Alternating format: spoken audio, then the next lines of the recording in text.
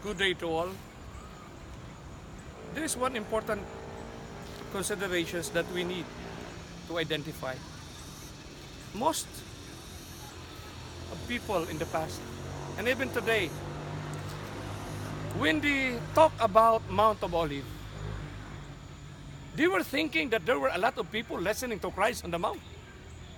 As a matter of fact, most of the PowerPoint, the backdrop of the pictures of Christ talking to his followers, his disciples on the Mount of Olives, most of the portrayal of the paintings and most of the pictures being portrayed that there were 11 disciples on the Mount of Olives.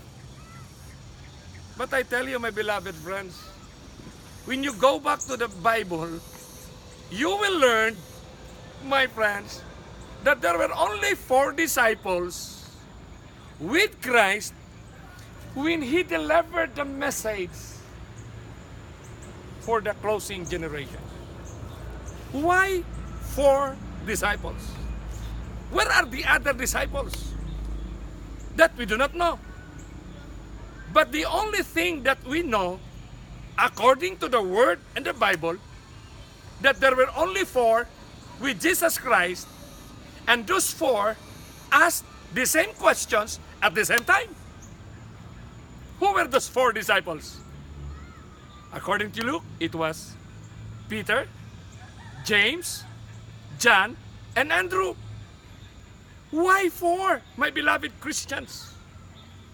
Bible-believing people, why there were only 4? When the Bible uses a number, 4, it usually portrays corners of the earth. When you talk about corners of the earth, there are only 4. The north, the south, the east, and the west. What is really the message of Christ when He delivered at the mount?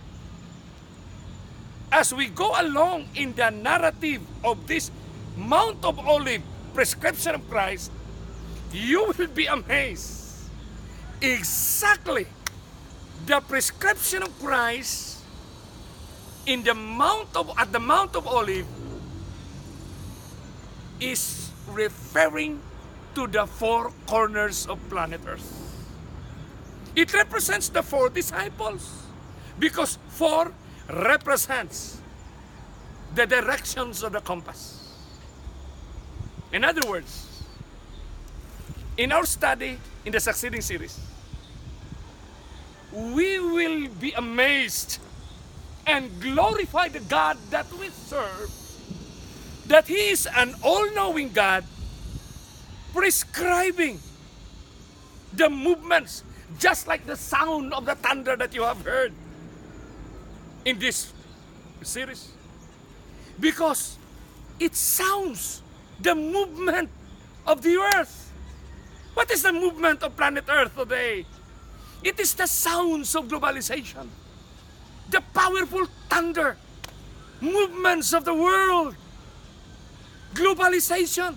Then the question that each of us, Christians, Baptists, Catholics, Iglesia ni Cristo, Dating Daan, Pentecostals, Evangelicals, what we need to understand. Does the Bible prescribe globalization? Does the Bible give us the instructions and the descriptions of the movement of planet Earth? The movement of politics, the movement of economics, the globalizations of economics, the movement of religion, the movement of spirituality, the movement of humanity, the movement of leaders, the movement of the world. Does the Bible speaks? Does Christ prescribe it on the Mount of Olives? My beloved friends, what a wonderful God that we have.